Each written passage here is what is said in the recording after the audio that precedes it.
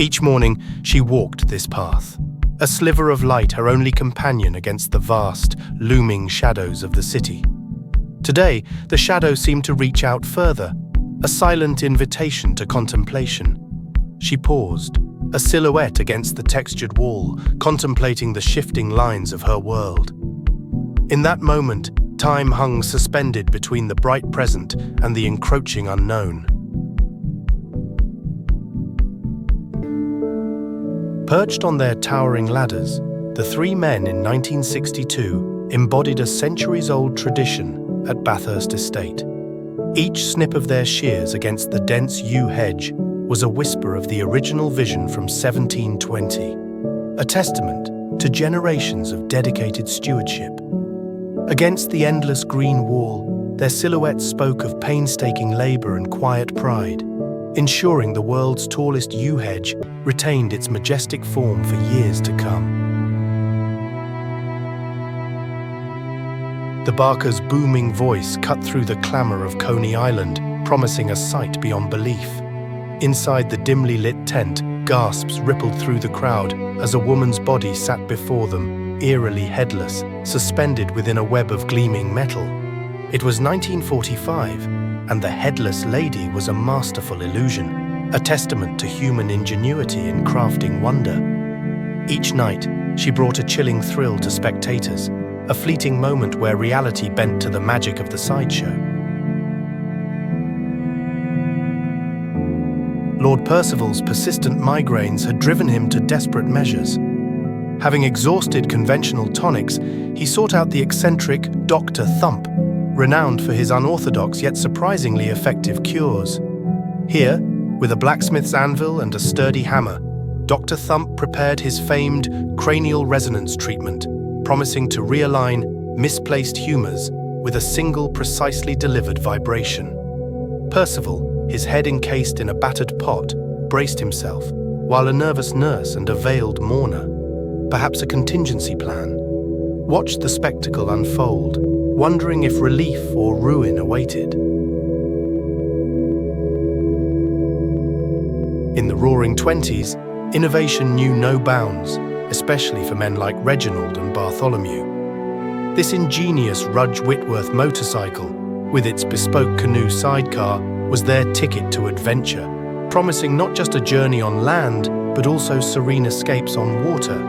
Today they posed for a publicity shot, a testament to the era's boundless creativity and a playful nod to combining utilitarian travel with recreational pursuits. It was more than a vehicle, it was a statement of freedom and an invitation to explore the world in an utterly unique fashion.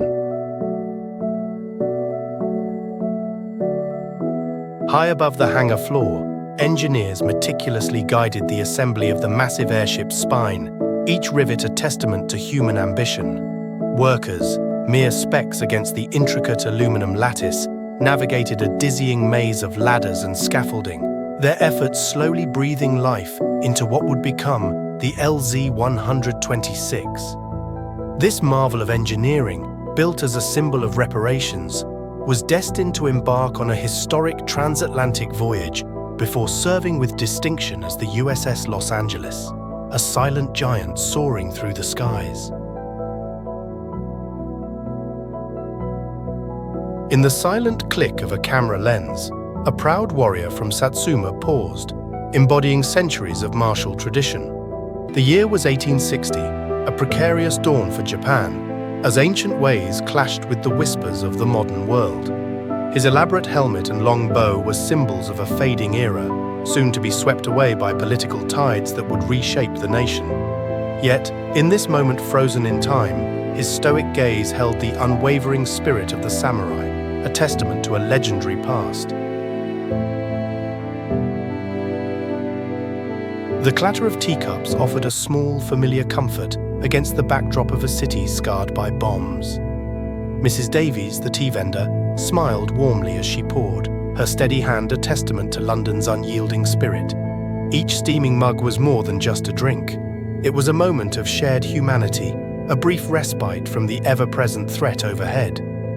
For a few precious moments, the comforting aroma of tea helped people forget the shattered buildings and focus on the simple act of living, together. On a serene morning in 1914, the great cedar canoes glided through the waters of what is now British Columbia, carrying the Kwakwaka'wakw people to a wedding celebration.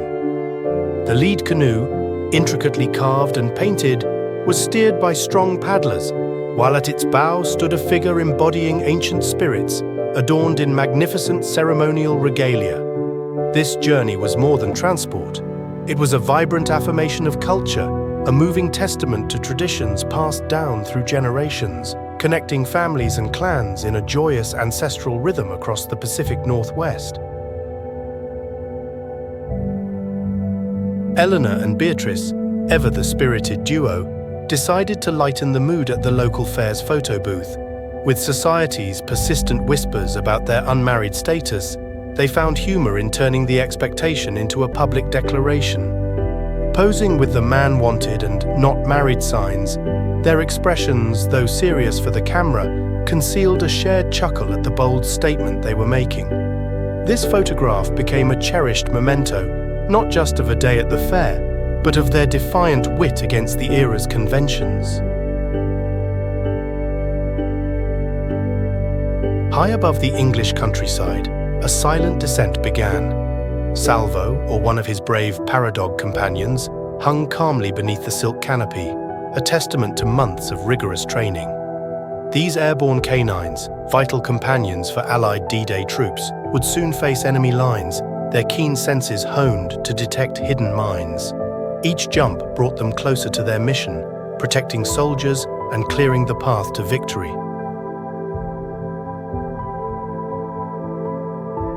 The roar of the crowd faded as Josie Barthel stepped onto the highest podium, a small nation's hopes resting on his shoulders. Tears welled as the band began to play, not the official notes, but a heartfelt improvisation of Ons Himekt, his country's anthem, which the organizers hadn't prepared. In that poignant moment, surrounded by his American and German competitors, Barthel's tears were a mix of overwhelming pride, exhaustion from his record-breaking race, and the unique, touching tribute to his homeland. It was a victory not just for him, but for all of Luxembourg, etched forever into Olympic history. The air in the Yale Common Room hung thick with sweet tobacco smoke, punctuated by the quiet rasp of matches and the soft gurgle of water pipes. Each young man, eyes narrowed in concentration, meticulously tended to his bowl, a silent battle against the clock and the fickle nature of the ember. For them, this annual Pipe Smoker of the Year contest was more than just a competition. It was a ritual, a test of patience, and a nod to a cherished academic tradition. As the hours passed, the haze deepened, but their determination remained, each deliberate puff a testament to a bygone era of campus life. The smell of gunpowder hung in the air, a familiar scent for Officer O'Neill, but today it carried a different weight. His partner, Raftery, stood on the other side of that fragile-looking pane, his face a mask of controlled fear. "Trust the science, Frank," Raftery had said, his voice a little too steady. With a deep breath, O'Neill raised the pistol, the click of the hammer echoing in the tense silence. He squeezed the trigger, a sharp report, and a spiderweb crack appeared, but the glass held, proving its silent promise of protection.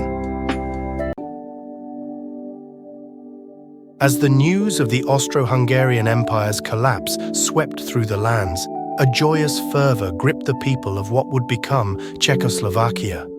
In a symbolic act of defiance and celebration, towns across the nascent nation erected grand pyres, adorned with the very symbols that once represented their imperial rulers. On this crisp October day, uniformed men stood by as the last vestiges of Habsburg rule, including crowned FJ monograms, were consigned to the pyre, soon to become ashes. It was a potent declaration of a new dawn, a visual testament to the birth of a free and independent nation, severing ties with centuries of imperial dominion. In the inferno of Peleliu, where every inch of ground was contested, the distant click of a camera offered a fleeting pause. PVT, Smith, barely out of his teens, mustered a weary smile, a flicker of humanity against the backdrop of splintered trees and churned earth. Beside him, PFC Stover, hardened by weeks of relentless combat, took a drag from his cigarette, his eyes scanning the desolate horizon, his Browning automatic rifle a heavy, familiar presence. This brief, silent moment was their only sanctuary before the unyielding demands of battle called them back to the fight. High in the mist-shrouded Andes, nestled between formidable peaks, lay a forgotten city that time and jungle had reclaimed. When Hiram Bingham's expedition ventured through the dense foliage in 1911, they uncovered this breathtaking spectacle, a testament to a lost civilization. This photograph captures that raw initial glimpse, a labyrinth of stone walls swallowed by vines, terraces hinting at ancient lives, and Huayna Picchu standing sentinel above. It's a profound moment in history, offering a rare window into Machu Picchu before the world's fascination and diligent restoration reshaped its ancient stones. In the vibrant streets of post-war Paris, Baker Paul Landowski, with his discerning palate, took a cautious sip of the peculiar American beverage. The renowned photographer Robert Doisneau, ever the master of capturing candid human moments, perfectly framed Landowski's reaction: a furrowed brow, a slight grimace, and an air of profound contemplation. This iconic image not only documented one man's first encounter with a new taste, but also encapsulated a nation's complex feelings about the burgeoning wave of American culture sweeping across Europe. In 1947, against a sky promising infinite possibilities, the conveyor car NX 90,850 took flight, a testament to post-war ingenuity and the enduring dream of personal air travel. Its designer, Theodore P. Hall, envisioned a future where the tedious ground journey to an airfield was obsolete, and everyday commuters could simply drive home, detach their wings, and park. Though the prototype's ambitious journey would face its share of challenges, its image remains a powerful symbol of an era's boundless optimism and its quest to redefine mobility. In the hushed confines of a Parisian séance room, Ava C. focused intensely, drawing forth a shimmering band of light that pulsed between her open hands. The observing scientist leaned closer, his gaze fixed on the ethereal glow, seeking proof of the unseen. Was this a genuine spirit emanation, a new frontier of human potential, or a meticulously crafted illusion meant to mystify? This photograph became a lasting testament to an era fascinated by the supernatural, where the line between the miraculous and the mundane was constantly blurred. The year is 1915. He stares into the lens, his gaze unwavering despite the horrific wound etched upon his forehead, a cruel mark of the battlefields. This photograph, a cold medical record, captured him on the precipice of a new frontier in medicine, the nascent art of plastic surgery. He was one of the girl Cassis, a generation of soldiers whose faces were shattered by the war, carrying invisible wounds in their souls and undeniable scars for all to see. For men like him, the hope for repair was not just about regaining function, but reclaiming identity in a world that would struggle to look beyond their disfigurement. The biting January air felt like daggers, but the inferno at the Central Court building was an even more formidable foe. For hours, the brave firefighters of Brooklyn Heights fought the five-alarm blaze, streams of water turning instantly to ice on contact with the frigid atmosphere. In the eerie aftermath, their powerful trucks and essential tools were rendered useless, entombed in thick, crystalline layers. Exhausted and chilled to the bone, they then faced the arduous task of literally chipping away at their frozen prison, a testament to their unwavering dedication against overwhelming odds. In the hushed stillness of the photographic studio, the illusionist held their breath, suspended in a delicate balance between reality and artifice. The thin cane, seemingly the only support, was a marvel of engineering, its hidden extensions defying the eyes of the curious. For a fleeting moment, they were a whisper of impossibility, a testament to humanity's endless quest to transcend the ordinary. This captured instant would travel through time, forever showcasing the magic of an era enamored with wonder. The forest floor was damp and muddy, but the great horse, a beacon of strength, pulled relentlessly. John, the logger, walked beside his powerful companion, their synchronicity a testament to years spent working the timberland together. It was 1950, and though the world was advancing, the raw power of a working horse remained unmatched for hauling logs through the dense woods. Each step was a testament to their enduring partnership against the untamed wilderness. The crisp mountain air carried the faint scent of pine and sawdust. For weeks, a team had toiled, their massive saws slowly conquering the ancient sentinel known as the Mark Twain tree. Now, with the tree down, 3 figures stood proudly against its colossal cross-section, a testament to both their labor and nature's grandeur. This photograph, intended to showcase California's marvels at distant expositions, captured a pivotal moment, one where human ambition met the quiet majesty of the giant sequoias, forever altering the landscape. The earth had swallowed Jumping Jenny almost whole, its mighty tracks spinning impotently against the mud and debris of the trench. Sergeant McGregor of the New Zealanders surveyed the predicament, a familiar sigh escaping him. Another steel behemoth, designed to conquer, now conquered by the very ground it traversed. His men gathered, their faces etched with a mix of frustration and the grim resilience learned in the desolate landscape of Gomcourt Wood, knowing the war machine's formidable presence was now just another stark monument to the Western Front's relentless, unyielding embrace.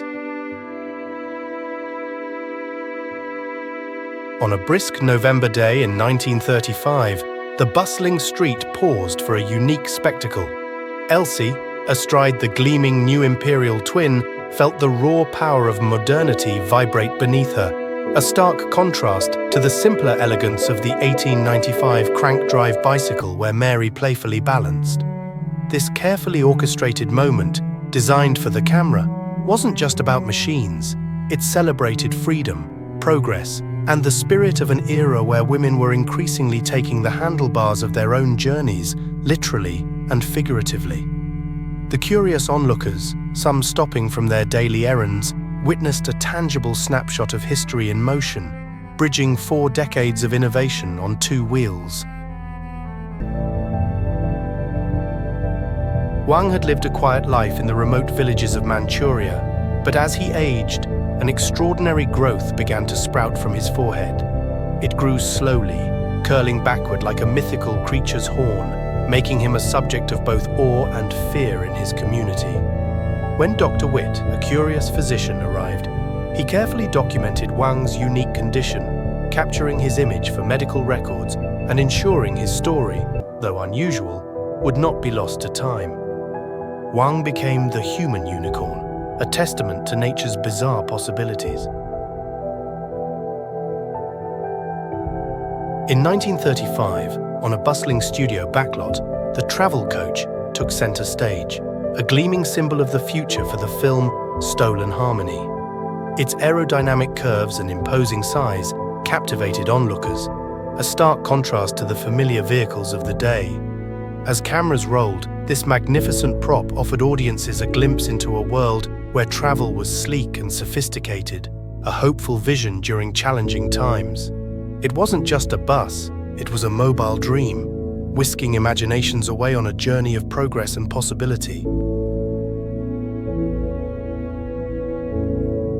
Old Man Tiberius, a veteran of DC's harsh winters, had seen snow before, but nothing like the Knickerbocker storm of '22. 28 inches had transformed his familiar street into an alien landscape of towering white.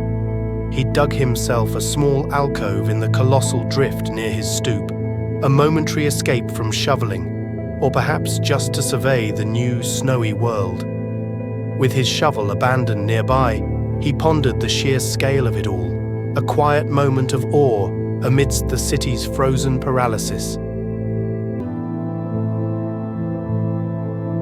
Under a vast, grey sky, countless rifles stood like silent sentinels, each a monument to a soldier's fate. They marked a field where desperate men, overwhelmed by the relentless German advance, had laid down their arms, choosing surrender over certain death in the summer of 1941. Each upright rifle told a silent story of a broken defense, a shattered hope, and the grim reality of a war that had just begun. This bleak landscape became a stark testament to the swift, devastating early victories of the Wehrmacht on the Eastern Front. The spring air of 1917 in Tallinn buzzed with a potent mix of hope and urgency. Thousands of Estonians, many uniformed soldiers, converged on Toompea Hill, their hearts beating in rhythm with the call for self-determination. The newly unfurled blue, black and white flag snapped in the breeze, a visual promise of a future forged by their own hands. This powerful demonstration, held months before full independence, was a collective roar, declaring to the world that Estonia would no longer merely exist, but would govern itself within the changing tides of the Russian Empire. In the soot-stained yard of a Cradley Heath forge, these three men, their hands calloused and faces grimed, momentarily ceased their arduous craft in 1899. The heavy sledgehammers and tongs they gripped were extensions of their powerful wills, shaping red-hot iron into the vital links that drove industry. Each man, a silent sentinel of an era forged in fire and sweat, carried the weight of his trade and the unwavering spirit of a community built on relentless labor.